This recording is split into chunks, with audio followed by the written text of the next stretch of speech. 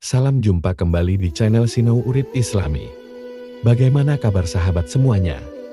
Semoga kabar sahabat dalam kondisi sehat walafiat dan selalu dalam lindungan Allah Subhanahu wa Ta'ala. Sholawat serta salam selalu tercurahkan kepada junjungan kita, Nabi besar Nabi Muhammad Shallallahu Alaihi Wasallam, kepada keluarganya, sahabatnya, dan para pengikutnya sampai akhir zaman, yang insya Allah termasuk kita semua. Amin, amin. Ya Rabbal Alamin. Sahabat Sinau Urip Islami, sudah begitu lama ingin agar harapan segera terwujud, beberapa waktu terus menanti dan menanti, namun tak juga impian itu datang. Kadang jadi putus asa karena sudah sering kali memohon pada Allah. Sikap seorang muslim adalah tetap terus berdoa, karena Allah begitu dekat pada orang yang berdoa. Boleh jadi terkabulnya doa tersebut tertunda. Boleh jadi pula Allah mengganti permintaan tadi dengan yang lainnya, dan pasti pilihan Allah adalah yang terbaik. Allah Subhanahu wa Ta'ala berfirman dalam surat Al-Baqarah ayat 186, yang artinya, "Dan apabila hamba-hambaku bertanya kepadamu tentang aku, maka jawablah bahwasanya aku adalah dekat. Aku mengabulkan permohonan orang yang berdoa apabila ia memohon kepadaku. Maka hendaklah mereka itu memenuhi segala perintahku dan hendaklah mereka beriman kepadaku, agar mereka selalu berada dalam kebenaran."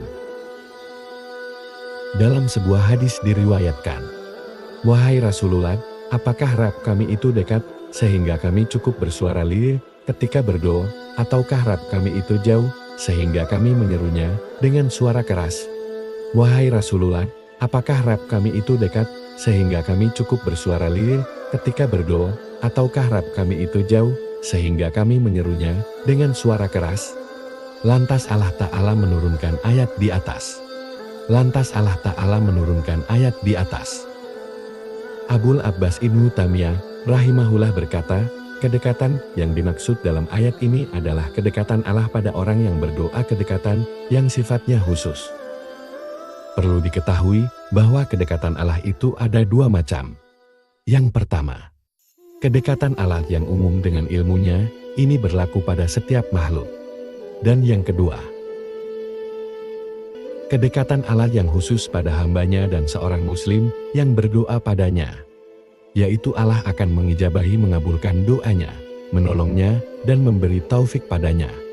Taisir Al-Karimir Rahman, hal 87.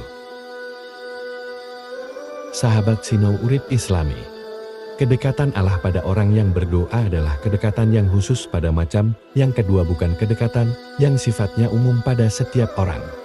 Allah begitu dekat pada orang yang berdoa dan yang beribadah padanya. Sebagaimana disebutkan dalam hadits pula, bahwa tempat yang paling dekat antara seorang hamba dengan Allah adalah ketika ia sujud. Siapa saja yang berdoa pada Allah dengan menghadirkan hati ketika berdoa, menggunakan doa yang maksur dituntunkan, menjauhi hal-hal yang dapat menghalangi terkabulnya doa seperti memakan makanan yang haram, maka niscaya Allah akan mengijabahi doanya. Terkhusus lagi, jika ia melakukan sebab-sebab terkabulnya doa dengan tunduk pada perintah dan larangan Allah dengan perkataan dan perbuatan, juga disertai dengan mengimaninya. Dengan mengetahui hal ini, seharusnya seseorang tidak meninggalkan berdoa pada Rabb-Nya yang tidak mungkin menyanyiakan doa hambanya.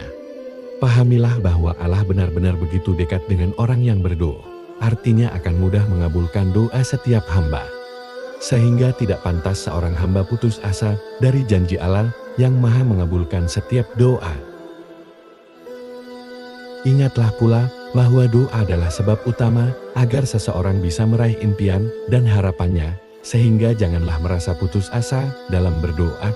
Ibnul Qayyim rahimahullah berkata, doa adalah sebab terkuat bagi seseorang agar bisa selamat dari hal yang tidak ia sukai dan sebab utama meraih hal yang diinginkan. Akan tetapi pengaruh doa pada setiap orang berbeda-beda. Ada yang doanya berpengaruh begitu lemah karena sebab dirinya sendiri. Boleh jadi doa itu adalah doa yang tidak Allah sukai karena melampaui batas. Boleh jadi doa tersebut berpengaruh lemah karena hati hamba tersebut yang lemah dan tidak menghadirkan hatinya kala berdoa. Boleh jadi pula karena adanya penghalang terkabulnya doa dalam dirinya seperti makan makanan haram, noda dosa dalam hatinya, hati yang selalu lalai, nafsu syahwat yang menggejolak, dan hati yang penuh kesia-siaan. Dalam hadits Nabi Muhammad SAW bersabda, tidak ada sesuatu yang lebih besar pengaruhnya di sisi Allah Ta'ala selain doa. Hadis riwayat Tirmizi 3370, Ibnu Majah 3829, Ahmad 236. Syekh Al-Albani mengatakan bahwa hadits ini hasan.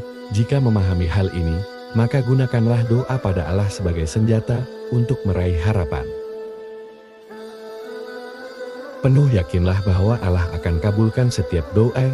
Dari Abu Hurairah, Nabi Shallallahu Alaihi Wasallam bersabda, berdoalah kepada Allah dalam keadaan yakin akan dikabulkan, dan ketahuilah bahwa Allah tidak mengabulkan doa dari hati yang lalai. Hadis riwayat Tirmizi 3479.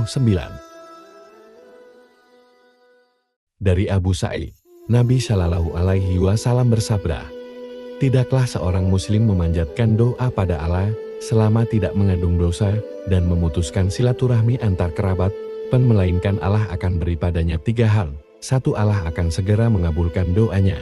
2. Allah akan menyimpannya baginya di akhirat kelak. Dan 3. Allah akan menghindarkan darinya kejelekan yang semisal. Para sahabat lantas mengatakan, kalau begitu kami akan memperbanyak berdoa. Nabi Shallallahu Alaihi Wasallam lantas berkata, Allah nanti yang memperbanyak mengabulkan doa-doa kalian. Haan Ahmad 318. Jaim Su'aib al-Anaut mengatakan bahwa sanadnya jayyid. Boleh jadi Allah menunda mengabulkan doa. Boleh jadi pula Allah mengganti keinginan kita dalam doa dengan sesuatu yang Allah anggap lebih baik.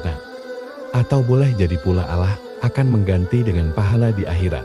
Jadi doa tidaklah sia-sia. Al-Hasan bin Ali radhiyallahu anhu berkata, barang siapa yang bersandar kepada baiknya pilihan Allah untuknya, maka dia tidak akan mengangan-angankan sesuatu selain keadaan yang Allah pilihkan untuknya. Inilah batasan sikap selalu ridha menerima semua ketentuan takdir dalam semua keadaan yang Allah berlakukan bagi hambanya. Lihat Syiaru Alamin Nubala 326-2 dan Al-Bidayah wan Nihayah 839, pilihan Allah itulah yang terbaik. Sahabat Sinau Urip Islami, demikian informasi yang dapat kami sampaikan. Semoga informasi ini bermanfaat untuk kita semua. Dan jangan lupa like, share, komen dan subscribe di channel Sinau Urip Islami. Semoga channel ini bisa berkembang lagi dan dapat memberikan informasi yang bermanfaat untuk kita semua. Wassalamualaikum warahmatullahi wabarakatuh.